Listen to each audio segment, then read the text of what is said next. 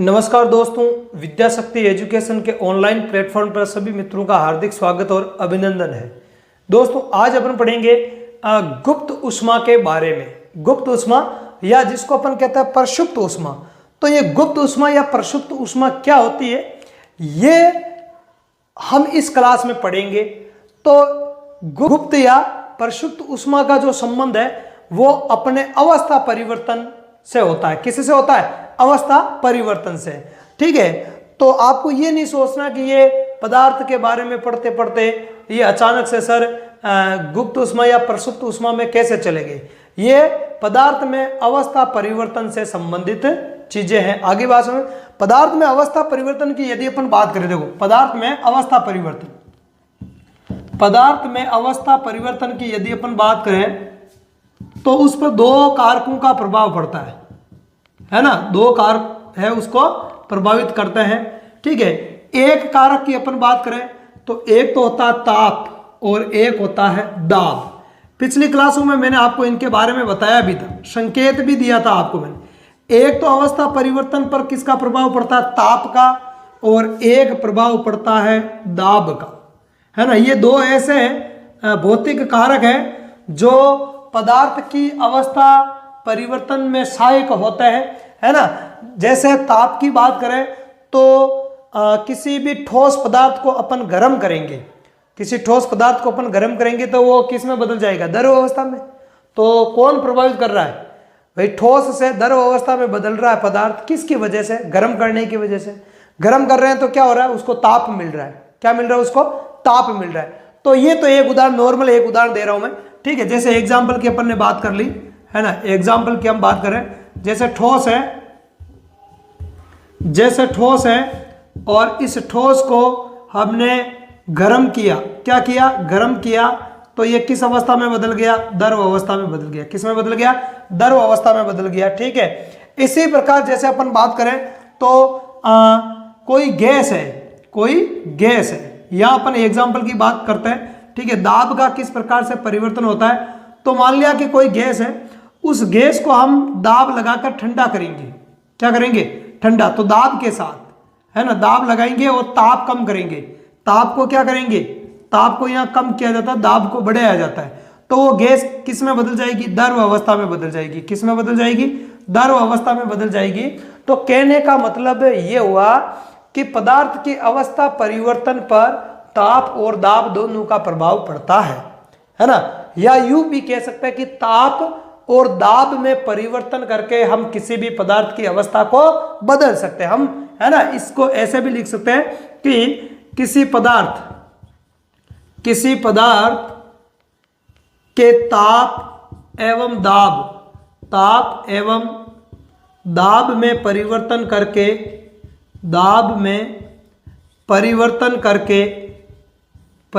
करके उसकी अवस्था बदली जा सकती है। उसकी अवस्था बदली जा सकती है। अवस्था वो बदली जा सकती है। हम इस बात को ऐसे भी कह सकते हैं। आगे बात सुन। और यहाँ से प्रश्न भी आता है, इंपॉर्टेंट फैक्ट है ये। ठीक है, यहाँ से कई बार प्रश्न पूछा गया है और पूछने के पूरे चांस भी होते हैं। ठीक है, कि किसी पदार्थ की अवस्था को बदल सकते हैं ताप और दाब में परिवर्तन करके। अब वह आपके ऑप्शन में हो सकता है ताप में परिवर्तन करके, दाब में परिवर्तन करके, ताप को घटाकर दाब को बढ़ाकर, दाब को बढ़ाकर ताप को घटाकर। तो ये अलग अलग चीजें हैं। ताप कब बढ़ाते हैं, दाब कब घटाते हैं, दाब कब बढ़ाएंगे और ताप कब घटाएंगे, है ना। ठोस से द्रव में बदलते हैं तो क्या करते हैं? द्रव को गैस में बदलते हैं तो क्या करते हैं? गैस को द्रव में बदलते हैं तो क्या करते हैं? या द्रव को गैस में बदलते हैं तो क्या करता है? तो तापमान और दाब का प्रभाव पड़ता है। इनसे सवाल बनते भी है, कंपटीशन एग्जाम में इनसे सवाल आते भी है। ठीक है, तो ये जो पॉइंट है इसको आपको इंपोर्टेंट मानना है। आपके जो साइंस का जो सिलेबस दे रखा है इस एग्जाम में, पशु परिचर भर्ती में, तो इसका मतलब ये नहीं है कि पदार्थ की अवस्था दे रखी है तो आप पदार्थ की अवस्थाओं के बारे में पढ़ लो। नहीं, उससे जुड़ा हुआ पूरा है। आपको ये पता होना चाहिए कि जो कर्मचारी चयन बोर्ड है वो एग्जाम लेगा इसका, है ना, जाने ना। हाँ, तो उस हिसाब से तो उसके पेपर वैसे ही आपको पता है। ठीक है, तो कहने का मतलब है कि किसी पदार्थ के ताप एवं दाब में परिवर्तन करके उसकी अवस्था बदली जा सकती है। तो किस प्रकार से अपन बदल सकते हैं उसी को अपन यहाँ पर देखेंगे। ठीक है, तो ताप में परिवर्तन से संबंधित एक महत्वपूर्ण तथ्य हम यहाँ इस क्लास में पढ़ेंगे। ठीक है, और वो है आपके गुप्त उष्मा या प्रसुप्त उष्मा। क्या है? गुप्त उष्मा या प्रसुप्त उष्मा। क्या बोलते हैं जिसको? गुप्त उष्मा या प्रसुप्त उष्मा बोला जाता है। तो ये गुप्त उष्मा या प्रसुप्त उष्मा क्या होती है इसको अपन देखेंगे। ठीक है, तो गुप्त उष्मा और प्रसुप्त उष्मा दो जगह अपन पढ़ेंगे। ठीक है, ये गुप्त उष्मा या प्रसुप्त उष्मा होती क्या है तो इसको हम अब समझते हैं। ठीक है, ये कि गुप्त उष्मा है उसका संबंध ताप से है। गुप्त उष्मा है ना, गुप्त उष्मा है तो इसका संबंध किससे है? इसका संबंध है अपने ताप से। किससे हो गया इसका संबंध? इसका संबंध हो गया ताप से। ठीक है, अब देखते हैं, देखो किस प्रकार से। जैसे मान लिया कि हमारे पास में कोई ठोस पदार्थ है। हमारे पास में क्या है? हमारे पास में कोई ठोस पदार्थ है। अब उस ठोस पदार्थ को हम क्या करेंगे? गर्म करेंगे। क्या करेंगे? हम उसको गर्म करेंगे। तो गर्म करेंगे तो होगा क्या? ठोस को गर्म करेंगे तो जो ठोस के कण होते हैं, ठोस के कण ऊष्मा ग्रहण करेंगे। क्या करेंगे? ऊष्मा ग्रहण करेंगे। क्या करेंगे? गर्म करने पर ऊष्मा ग्रहण करेंगे। ऊष्मा ग्रहण करेंगे तो कणों के बीच का जो आकर्षण बल है वो कमजोर हो जाएगा। इसकी वजह से क्या होगा? कणों के मध्य का आकर्षण बल कमजोर होगा। ठीक है, कणों के मध्य का आकर्षण बल क्या हो जाएगा? कमजोर हो जाएगा। धीरे धीरे क्या होने लगेगा? कमजोर होने लगेगा।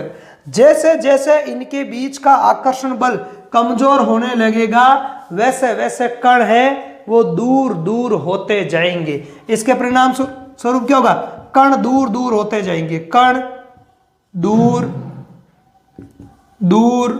होते जाएंगे मतलब कणों में गतिज ऊर्जा आ जाएगी। क्या जाएगी? कणों की गतिज ऊर्जा बढ़ती जाएगी। कणों की गतिज ऊर्जा क्या होती जाएगी? बढ़ती जाएगी, है ना, उसमें वृद्धि होगी। कणों की गतिज ऊर्जा में क्या होगी?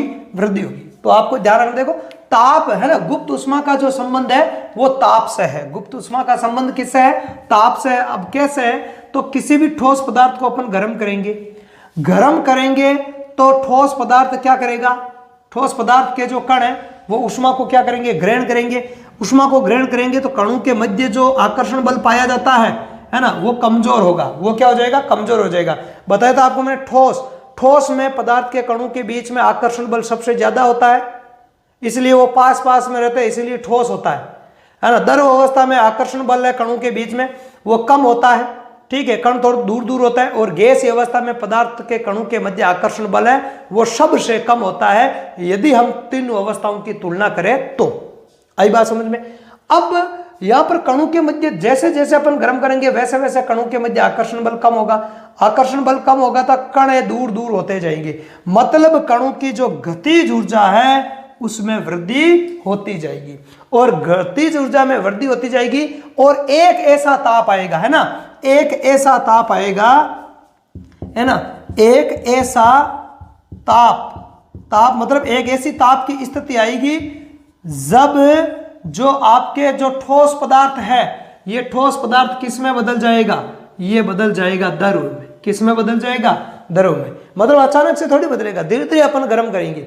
धीरे धीरे गर्म करेंगे तो आकर्षण बल धीरे धीरे टूटता जाएगा, परिणाम स्वरूप कणों की गतिज ऊर्जा में वृद्धि होती जाएगी और एक ऐसा ताप आएगा, एक ऐसी स्थिति आएगी जब ठोस है वो किस में चेंज हो जाएगा? द्रव में चेंज हो जाएगा। क्यों? गर्म करने पर। कैसे? गर्म करने पर। तो जिस ताप पर, है ना, जिस ताप पर ठोस द्रव में बदलता है ना, कह रहे हैं एक ऐसा ताप या स्थिति आती, जिस ताप पर ठोस द्रव में बदलता है, ठोस द्रव में बदलता है, उस ताप को क्या कहते हैं? उस ताप को कहते हैं उस ठोस का गलनांक। क्या कहते हैं?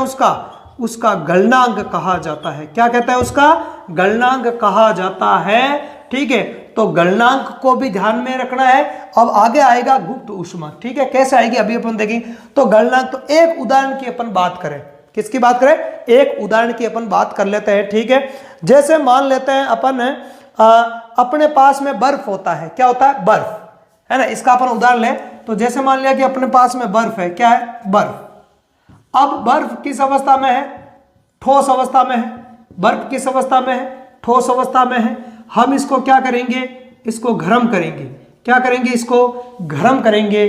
तो धीरे धीरे ये द्रव अवस्था में बदलना स्टार्ट हो जाएगा और एक ऐसा ताप आएगा जब ये पूरा का पूरा है वो द्रव अवस्था में बदल जाएगा। आगे बात समझ में। तो वो जो तापमान है ना, वो तापमान कितना हो जाएगा, 0 डिग्री सेंटीग्रेड। कितना हो जाएगा, 0 डिग्री सेंटीग्रेड। यहां पे ये पानी में बदल जाएगा या जल में बदल जाएगा। तो ये जो तापमान होता है, ये होता है अपने कितना होता है, 273.16 केल्विन, या इसको 0 डिग्री सेंटीग्रेड बोला जाता है। तो ये बर्फ का क्या हो गया, गलनांक हो गया। क्या हो गया, बर्फ का गलनांक हो गया। यही तो बात कह रहा था मैं, जिस ताप पर ठोस द्रव में बदलता है वो ताप क्या कहलाएगा, उसका गलनांक कहलाएगा। हाँ, यहाँ पे बर्फ है, बर्फ किस अवस्था में, ठोस अवस्था में। हम गर्म कर रहे हैं, किस में चेंज हो जाएगा, वो द्रव अवस्था में, पानी में चेंज हो गया। पानी क्या है इसकी, पानी इसकी कौन सी अवस्था, द्रव अवस्था, लिक्विड अवस्था है, ठीक है। तो किस ताप पर ये बर्फ से पानी में बदला है, 0 डिग्री सेंटीग्रेड पर, है ना, मतलब 273.16 केल्विन, 273.16 केल्विन जो ताप है उस पर ये बर्फ से पानी में बदल जाता है। तो ये ताप इसका बर्फ का क्या कहलाएगा, गलनांक कहलाएगा। क्या कहलाएगा, बर्फ का गलनांक कहलाएगा। आगे बात सुन। तो 0 डिग्री सेंटीग्रेड तापमान पर ये बर्फ से पानी में चेंज हो गया। तो यहां पर हमने जो ऊष्मा दी है वो कहां गई भाई, वो कहां गई। मान लिया कि हम एक पात्र ले लेते हैं, मान लो कि इस प्रकार से एक पात्र की बात करें अपन, एक पात्र है और इस पात्र के अंदर हम बर्फ ले लेते हैं। क्या ले लेते हैं, बर्फ ले लेते हैं, ठीक है, बर्फ ले लेते हैं। और इसके अंदर एक अपन थर्मामीटर लगा देते हैं। क्या लगा देते हैं, एक थर्मामीटर लगा देते हैं। क्या लगा देते हैं, एक थर्मामीटर लगा देते हैं। अब इसको हम गर्म करेंगे, इसको अपन क्या करेंगे, गर्म करेंगे, इसको अपन क्या करेंगे, गर्म करेंगे। तो गर्म करेंगे तो ये गर्म हो जाएगा, गर्म होता जाएगा और द्रव अवस्था में बदल जाएगा। लेकिन इसका तापमान अभी भी 0 डिग्री सेंटीग्रेड ही रहेगा। कितना रहेगा, 0 डिग्री सेंटीग्रेड ही। तो भाई हाँ, ये द्रव अवस्था में तो बदल जाएगा लेकिन तापमान इसका 0 डिग्री सेंटीग्रेड ही रहेगा। तो वो ऊष्मा जो हमने दी है वो कहां चली गई, हमने इस बर्फ को गर्म करने के लिए जो ऊष्मा दी है वो कहां चली गई, बताओ कहां चली गई, है ना, 0 डिग्री सेंटीग्रेड ही रहेगा टेम्परेचर। तो वो ऊष्मा कहां चली गई, वो चली गई इसको ठोस से द्रव अवस्था में बदलने के लिए कणु ने उस ऊर्जा का उपभोग कर लिया। क्या कर लिया, कणु ने उस ऊर्जा का उपभोग कर लिया, है ना। वो लुप्त हो जाती है, उसको अपन नाप नहीं सकते हैं क्योंकि वो जो ताप है वो ठोस को द्रव में बदलने में खर्च हो गया। ठोस को द्रव में बदलने में क्या हो गया, खर्च हो गया।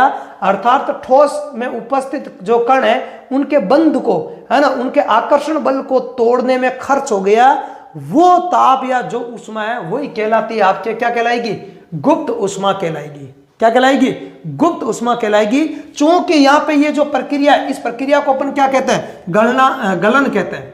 ठोस का द्रव में बदलना क्या कहलाएगा, गलन कहलाएगा। इसलिए उसको, उस गुप्त ऊष्मा को बोलते हैं गलन की गुप्त ऊष्मा। किसकी, गलन की गुप्त ऊष्मा कहेंगे। किसकी ऊष्मा कहेंगे, गलन की गुप्त ऊष्मा कहेंगे। क्यों, क्योंकि जैसे एक किसी उदाहरण से समझ लो आप, एग्जांपल, बर्फ को गर्म किया तो पानी में बदल गया 0 डिग्री सेंटीग्रेड पर, ताप में कोई परिवर्तन नहीं हुआ। तो वो ऊष्मा कहां गई, वो ऊष्मा बर्फ को पानी में बदलने में खर्च हो गई। बर्फ के अंदर उपस्थित जो आकर्षण बल है उसको तोड़ने में खर्च हो गई, काम में आ गई। आगे बात सुन, वही ऊष्मा है उस जो हमें बाहर से प्रकट नहीं होती है ना। तो वो ऊष्मा कहलाएगी गलन की गुप्त ऊष्मा। चूंकि यहां बर्फ पानी में बदलता है, अर्थात ठोस अवस्था द्रव अवस्था में बदलती है, तो इस अवस्था को क्या कहते हैं अपन, गलन, है ना, संगलन या गलन बोलते हैं ना, संगलन या गलन बताया था अवस्था परिवर्तन में, संगलन है, वाष्पीकरण है, संघनन है, ऊर्ध्वपातन है, सारी चीजें मैं बता चुका हूं पहले, ठीक है, स्टेप बाय स्टेप चल रहा हूं, ठीक है। तो उसको बोलते हैं गलन की गुप्त ऊष्मा। क्या बोलते हैं इसको? गलन की गुप्त ऊष्मा। अब इसको सही तरीके से कैसे परिभाषित कर सकते हैं भाई, ये तो हमने उदाहरण के द्वारा समझा है ना। इसको सही साइंटिफिक तरीके से गलन की गुप्त ऊष्मा को कैसे परिभाषित कर सकते हैं, तो इसको अपन देखते हैं। तो गलन की या संगलन की है ना, संगलन या गलन की गुप्त ऊष्मा क्या हो जाएगी, इसको अपन कैसे परिभाषित कर सकते हैं। संगलन बोल दो या गलन बोल दो, एक ही बात है। संगलन बोल दो या गलन बोल दो, एक ही बात है, ठीक है। तो संगलन या गलन की गुप्त ऊष्मा, ठीक है, कि गुप्त ऊष्मा ये क्या हो जाएगी, तो इसको अपन कैसे परिभाषित करेंगे, तो इसको ऐसे परिभाषित करेंगे कि 1 किलोग्राम ठोस, कितना, 1 किलोग्राम ठोस, 1 किलोग्राम ठोस पदार्थ है अपने पास में। इस 1 किलोग्राम ठोस पदार्थ को वायुमंडलीय दाब पर, किस पर, वायुमंडलीय दाब, वायुमंडलीय दाब, वायुमंडलीय दाब पर उसके गलनांक पर, उसके गलनांक पर, किस पर, उसके वायुमंडलीय दाब पर उसके गलनांक पर, उसके गलनांक पर किस अवस्था में बदलना, द्रव अवस्था में बदलने के लिए जितनी ऊष्मा दी जाती है, जितनी ऊष्मा की आवश्यकता होती है, जितनी ऊष्मा की आवश्यकता होती है या ऊष्मा दी जाती है, वही क्या कहलाएगी, उसकी गलन की गुप्त ऊष्मा कहलाएगी। क्या कहलाएगी, उसी को अपन क्या कहेंगे, गलन की गुप्त ऊष्मा कहेंगे। क्या कहेंगे उसको, गलन की गुप्त ऊष्मा कहेंगे। मतलब 1 किलोग्राम ठोस पदार्थ है, जैसे मान लिया कि बर्फ है, चलो उदाहरण लेते हैं, बर्फ 1 किलोग्राम बर्फ है, इसको वायुमंडलीय दाब पर उसके गलनांक पर, इसका गलनांक कितना होता है, 0 डिग्री सेंटीग्रेड या 273.16 केल्विन। ध्यान रखना ये पूछा जाता है, बर्फ का गलनांक कितना होता है, 0 डिग्री सेंटीग्रेड, या फिर ये ऑप्शन में नहीं दिया हुआ है तो 273.16 केल्विन होता है ना। डिग्री सेंटीग्रेड को केल्विन में कैसे बदलते हैं, इसके बारे में मैं आपको कभी बताऊंगा, या केल्विन को इसमें कैसे बदलते हैं, तो इसका शॉर्ट में मैं बताऊं। डिग्री सेंटीग्रेड है, आपको उसको केल्विन में बदलना है तो 273.16 जोड़ दो। डिग्री सेंटीग्रेड में कोई पदार्थ है, उस तापमान है, उसको आप केल्विन में बदलना चाहते हो तो उसमें 273.16 जोड़ दो, और केल्विन में दिया हुआ है और उसको डिग्री सेंटीग्रेड में बदलना है तो 273.16 घटा दो। आई बात समझ में, आगे देखते हैं अपन। तो बर्फ है, बर्फ को 0 डिग्री सेंटीग्रेड पर अपन क्या करेंगे, गर्म करेंगे। तो 0 डिग्री सेंटीग्रेड पर गर्म करेंगे और ये किस अवस्था में बदल जाएगा, द्रव अवस्था। तो हमने यहाँ कितनी ऊष्मा दी है, वायुमंडलीय दाब की बात होगी, वायुमंडलीय दाब पर हमने इसको कितनी ऊष्मा दी है, वो ऊष्मा ही इसकी क्या कहलाएगी, गलन की या संगलन की गुप्त ऊष्मा कहलाएगी। क्या कहलाएगी, तो ऊष्मा कहलाएगी। क्या कहलाएगी, गुप्त ऊष्मा कहलाएगी। आगे बात समझ में, तो ये होती है आपके गलन की गुप्त ऊष्मा। तो अब यहां से एक बड़ा इंपॉर्टेंट सवाल आता है, वेरी इंपॉर्टेंट सवाल है, बहुत सारे एग्जाम्स में वो क्वेश्चन आया हुआ है, ठीक है। एक तो क्वेश्चन आपको यह भी ध्यान में रखना है कि बर्फ का गलनांक कितना होता है, 0 डिग्री सेंटीग्रेड या 273.16 केल्विन, एक ही बात है। आगे बात समझ में, ठीक है। और संगलन या गलन की जो गुप्त ऊष्मा है उसकी भी कई बार परिभाषा आ जाती है, तो उसकी परिभाषा क्या जो, वैसे इसके में जितना भी हमने पढ़ा उसका मैं नोट्स लिखाऊंगा, चिंता मत करो आप, ठीक है। तो 1 किलोग्राम ठोस पदार्थ को वायुमंडलीय दाब पर उसके गलनांक पर गर्म करके द्रव अवस्था में बदलने के लिए जितनी ऊष्मा दी जाती है या जितनी ऊष्मा की आवश्यकता होती है, वही उसकी क्या कहलाती है, संगलन या गलन की गुप्त ऊष्मा कहलाती है, ठीक है। अब इससे एक वेरी इंपॉर्टेंट सवाल आता है, सवाल ये आता है, चलो मैं यहां लिख देता हूं कि 0 डिग्री सेंटीग्रेड पर, किस पर, 0 डिग्री सेंटीग्रेड पर बर्फ एवं जल में से किसकी ऊर्जा अधिक होगी, किसकी ऊर्जा अधिक होगी, किसकी ऊर्जा अधिक होगी। यह सवाल कई बार आया हुआ है, कई बार आया हुआ है और आता भी है, और कभी इसके लिए मना भी नहीं कर सकते कि ये सवाल आए नहीं, क्योंकि अवस्था परिवर्तन में बात करें तो ये इंपॉर्टेंट है। तो बताओ देखिए किसकी जो उष्मा है वो ज्यादा होगी या किसका ताप ज्यादा होगा। उष्मा मान लो 0 डिग्री सेंटीग्रेड है ना, ताप तो दोनों का बराबर ही है ना, सेम ही ताप है 0 डिग्री। 0 डिग्री सेंटीग्रेड पर बर्फ को रखा गया है और जल है, तो इनमें से किसकी जो ऊर्जा वो अधिक होगी। सीधी सी बात है, जल की ऊर्जा क्या होगी, अधिक होगी। कैसे अधिक होगी, वही बर्फ को बर्फ का गलनांक कितना होता है 0 डिग्री सेंटीग्रेड। बर्फ का गलनांक कितना होता है 0 डिग्री सेंटीग्रेड। ठीक है, बर्फ जो होता है वो आपके 0 डिग्री सेंटीग्रेड पर, 0 डिग्री सेंटीग्रेड पर मतलब गर्म कर रहे हैं इसको, तो 0 डिग्री सेंटीग्रेड पर ये किस में चेंज हो जाएगा, जल में चेंज हो जाएगा। तो तापमान तो उतना का उतना ही है 0 डिग्री सेंटीग्रेड, लेकिन हम उसको गर्म तो कर रहे हैं ना लगातार। गर्म करने की वजह से ही तो बर्फ के में उपस्थित जो कण है उसके मध्य का बंध टूटता है और वो लिक्विड अवस्था में चेंज हो जाता है। तो वो ऊर्जा किस में है, जल के अणु के मध्य है ना, है ना। जल के इसने बर्फ के अणु ने ऑब्जर्व किया उस ऊर्जा को और वो इसके अंदर है, तो एक्स्ट्रा ऊर्जा होती है। उसी को तो गुप्त उष्मा कहता है, छुपी हुई उष्मा। छुपी हुई उष्मा यही तो उष्मा है और क्या है ना, क्योंकि इसका पता नहीं होता है। तो 0 डिग्री सेंटीग्रेड पर बर्फ की तुलना में जल की उष्मा या ऊर्जा है वो ज्यादा होगी। उसका कारण क्या है, गलन की गुप्त उष्मा। किसकी, गलन की गुप्त उष्मा। उसका कारण क्या है, उसका कारण है गलन की गुप्त उष्मा। यही सवाल आता है, आई बात सुन, यही सवाल है वो पूछा जाता है।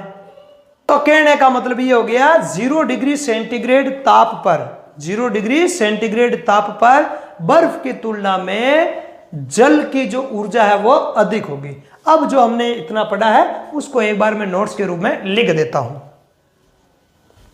हाँ, तो देखते हैं अपन, देखो गलनांक, पहले गलनांक से शुरू करते हैं और फिर अपन गलन की गुप्त उष्मा की ओर धीरे धीरे बढ़ेंगे। तो देखते हैं, देखो इन सब में से सवाल आते हैं, ध्यान रखना, सब में से किसी न किसी एग्जाम में तो आते ही आते हैं। ठीक है, तो गलनांक देखो क्या होगा, वह निश्चित ताप जिस पर कोई ठोस पदार्थ द्रव अवस्था में, किस अवस्था में, ठोस पदार्थ द्रव अवस्था में बदल जाता है, तो उसे उस पदार्थ का गलनांक या मेल्टिंग पॉइंट कहते हैं। आगे बात में उसको क्या कहता है अपन, गलनांक। ठीक है, एग्जाम्पल की बात करें, एक एग्जाम्पल उदाहरण, जैसे मान लिया कि बर्फ है, तो बर्फ का गलनांक कितना होता है 273.16 केल्विन या 0 डिग्री सेंटीग्रेड होता है। मतलब बर्फ को आप 0 डिग्री सेंटीग्रेड पर गर्म करोगे, मतलब ताप स्थिर रखना है, ताप स्थिर रहना चाहिए। 0 डिग्री सेंटीग्रेड पर आप गर्म करोगे तो वो द्रव अवस्था में बदल जाएगा। आगे देखो, अब है संगलन या गलन क्या है ना, संगलन या गलन क्या है, इसकी बात करें तो देखो किसी ठोस पदार्थ के द्रव में बदलने की प्रक्रिया, मतलब गर्म करेंगे तो वो ठोस से द्रव में बदल जाएगा। इस प्रक्रिया को क्या कहता है अपन, संगलन या गलन कहता है। ये यहाँ पे मैंने एक समीकरण लिख दिया, इसका ठोस पदार्थ है, उसको आपने क्या किया, गर्म करने पर, देखो यहाँ लिखा हुआ है ठोस पदार्थ है, उसको गर्म करने पर किस में बदल गया, द्रव अवस्था में चेंज हो गया। यह प्रक्रिया क्या कहलाएगी, संगलन कहलाएगी। क्या कहलाएगी, संगलन कहलाएगी। ठीक है, अब ऐसा क्यों हुआ, किसी ठोस को हम द्रव में बदलते हैं तो वो किस प्रकार से द्रव अवस्था में बदल जाता है, तो उसका स्पष्टीकरण देखो नीचे यहां पर है। क्या है, ठोस का ताप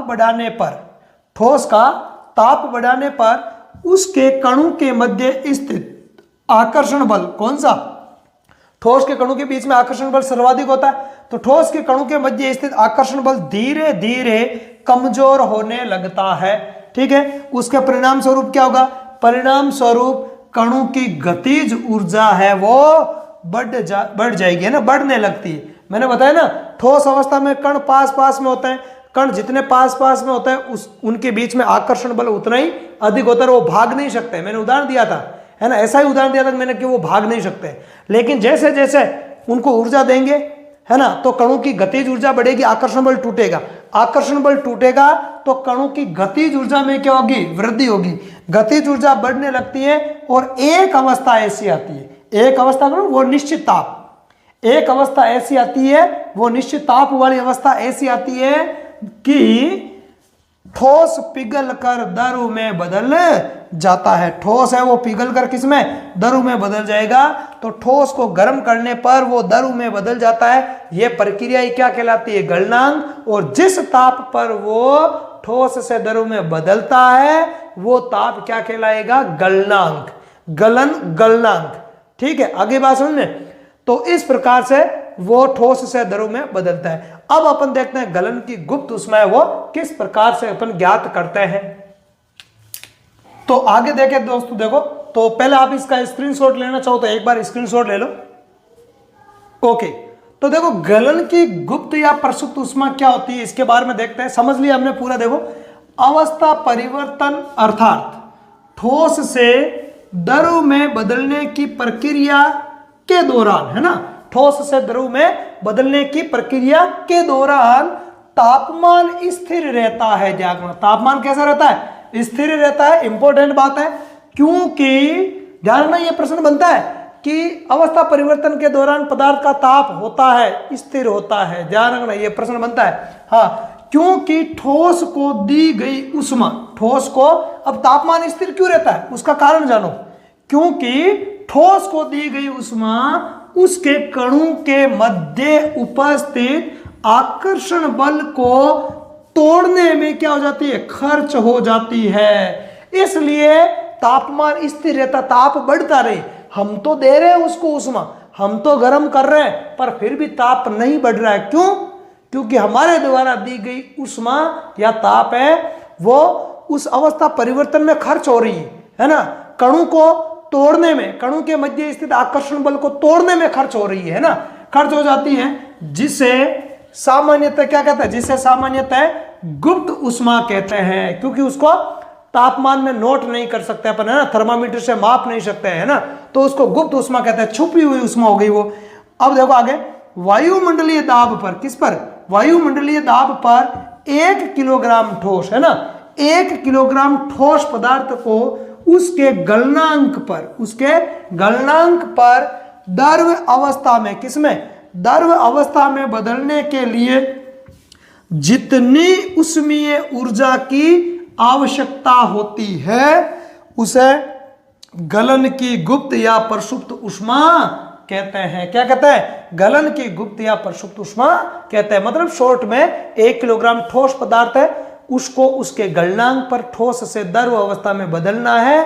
कितनी ऊर्जा चाहिए, वो ऊर्जा ही उस पदार्थ की गलन की गुप्त ऊष्मा हो जाएगी। आगे देखो, एक एग्जांपल की बात करते हैं, है ना। यही कारण है कि 0 डिग्री सेंटीग्रेड मतलब 273.16 केल्विन ताप पर जल के कणों की ऊर्जा, जल के कणों की ऊर्जा उसी ताप पर बर्फ की ऊर्जा से क्या होती है, अधिक होती है। क्यों?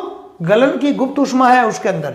जल के अंदर क्या है, बर्फ को गर्म किया तो बर्फ ने वो एनर्जी ग्रहण कर ली, किस में चेंज हो गया, जल में चेंज हो गया। तो बर्फ की तुलना में जल की ऊष्मा, तापमान दोनों का बराबर है। जल का भी तापमान 0 डिग्री सेंटीग्रेड है और बर्फ का भी तापमान कितना है, 0 डिग्री सेंटीग्रेड ही है।